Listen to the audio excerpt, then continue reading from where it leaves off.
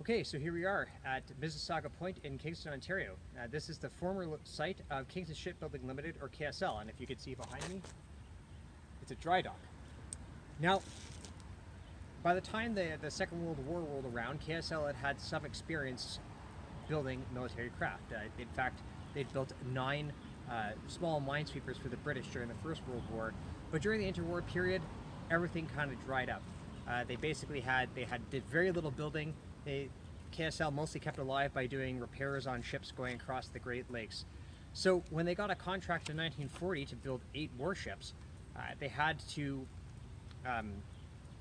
one, massively expand their workforce, and at one point there were about 1,500 people working here, and it's not very big, so you can imagine the amount of activity going on in shifts, people going and going and going, milling around, a lot of activity, a lot of noise. And this workforce, they had to design and build it. They had to design the process to build the ship in such a way that a lot of these workers who were brand new to shipbuilding could actually do it. Now, up to this point, most ships, when you look at hull construction, ships were riveted together. And I'll put up a picture of ship riveting here. Now, riveting is actually a fairly involved process. For one, you have to line the plates up and you have to drill holes, and then you have to punch the rivet through. The rivets often have to be heated. It takes a fair degree of physical strength, and it takes some expertise and time to mentor new riveters. But the war was on. The U-boats had been unleashed on the merchant ships, bringing goods, military goods and foodstuffs to Britain. And there was an emergency program. They needed a new class of ship to get out there quickly and escort the convoys, and this class of ship was the Flower class Corvette. Now, one of the interesting design features of the Flower class is that it was designed that the hull could be riveted or it could be welded. Now, if you ask any welder, they'll tell you that welding is not super simple. Welding can get quite complicated, and in Canada today it takes a fair degree of certification to go through different stages of becoming a fully licensed welder. However, if you know what you're welding, so if it's simple steel plate and you're welding the same thing every time, it's much easier to take a worker off the street and say we're going to weld this hole than we're going to rivet it. Moreover, welding is an easier process to mechanize. They developed welding machines during the Second World War that made welding far quicker. So what this allowed is it allowed for some of these novice workforces to build warships, namely the Corvettes. Now, the Corvettes paired these kind of high-tech and innovative building techniques with at the time, low-tech and kind of outdated design. The Flower class Corvette was actually based off a whaling ship, believe it or not, and it was slow. It had an outdated propulsion system. It wasn't a turbine. It was a triple expansion engine. And the level of construction wasn't very high.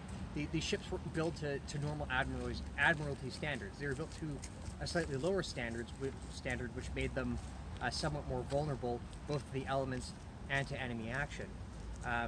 When you read accounts of what it was like to be on one of these ships, these Flower class Corvettes, the interior was wet because the hatches couldn't keep the water out. And you read about the sailors that had to eat canned food the whole way to and from Britain because it just got too damp for fresh food. It would just rot. And in fact, they would get to Britain and they'd have to clean out the ship, and it would just be this soup of seawater and grime and oil and whatever else sloshing around the bottom of the ship. The early Corvettes, because they were initially designed, they weren't designed to go all the way across the ocean. They had very limited living space in what was called the forecastle, so people were cramped together. They were deeply uncomfortable. The equipment wasn't very good. The outdated sonar, even the compasses weren't of appropriate quality. The compasses weren't stabilized on these early Corvettes. They were what Winston Churchill called the cheap and nasties.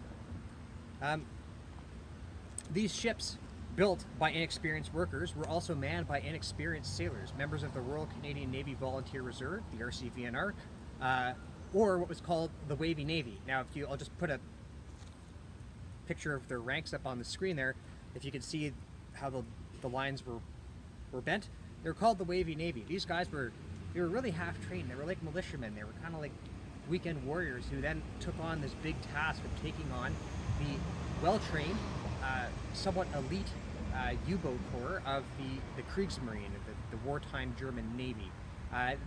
This German Navy was piloting U-boats.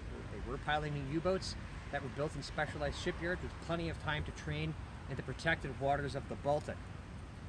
What they would do is they would spot a convoy, so a whole bunch of merchant ships escorted by a few corvettes and sometimes larger ships called destroyers, or in between ships called frigates. They'd spot them by day. They'd be in a big screen, these U-boats. They'd spot them by day. They'd radio each other with the course and speed of the convoy, and then at night they would converge in what's called wolf packs, and they would overwhelm the defenders. These attacks could be brutal. For example, in December 1942, just after Christmas Day, convoy ONS 142, which was a slow convoy, it was 45 ships with 5 escorts. They were attacked by 2 wolf packs over a few days. These escorts, by the way, included HMS Napanee, which was built right here in this very spot. But these escorts, these 5 small escorts, couldn't do much against 2 separate wolf packs. 13 freighters went down, and 486 sailors lost their lives. But while ONS 142 took heavy casualties, it's important to remember that 2/3 of those ships reached Britain. The Allies were relying on these emergency building programs, slapping together corvettes in yards like this, using innovative designs and innovative technologies to be able to ramp up to meet the threat posed by the Kriegsmarine, because the Germans had begun ordering submarines in 1935 is when the first modern U-boats started coming in. So they made up this gap using a lot of these innovative building techniques and these crash programs, making ships that wouldn't win the war, but would allow the Allies to not lose the war.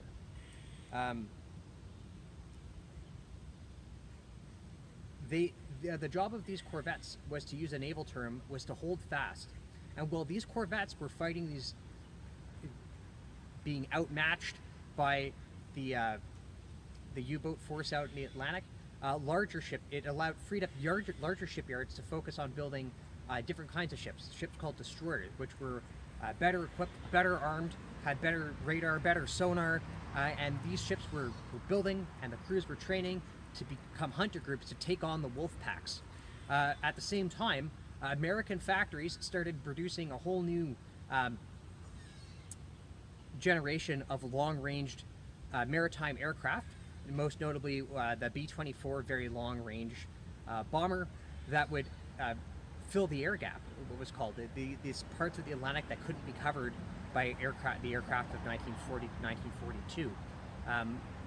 German U-boats, the Type 7 U-boat, it needed to surface quite frequently, and they were very vulnerable to these fast-moving aircraft. And this strategy worked, by the way. When the Allies unleashed the B-24s and the destroyers and the hunter groups in 1943, they pretty soundly defeated the U-boats. But that was in 1943.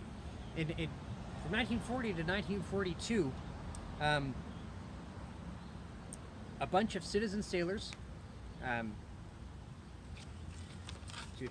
manning ships not built for long sea service, built by inexperienced workers, carrying inadequate kit, they held fast.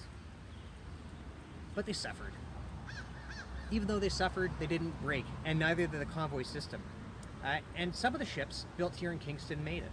A couple, like HMCS Belleville and HMCS Smiths Falls, worked as naval ships well into the 1960s and 1970s with the Honduran and Dominican navies. HMCS Prescott distinguished itself with a U-boat kill in March 1943. HMCS Charlottetown, however, also built here. It went down in September 1942 after being torpedoed with the loss of 9 crew. HMCS Trentonian sunk a few months before the end of the war in Europe with the loss of 6 crew. These were just the ships from Kingston I'm talking about. The RCN ended up losing 10 corvettes, sometimes with their entire crews. So, there you have it.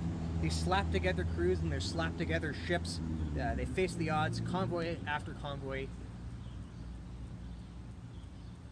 without much of a break. Not very glamorous, but in my view, pretty damned courageous.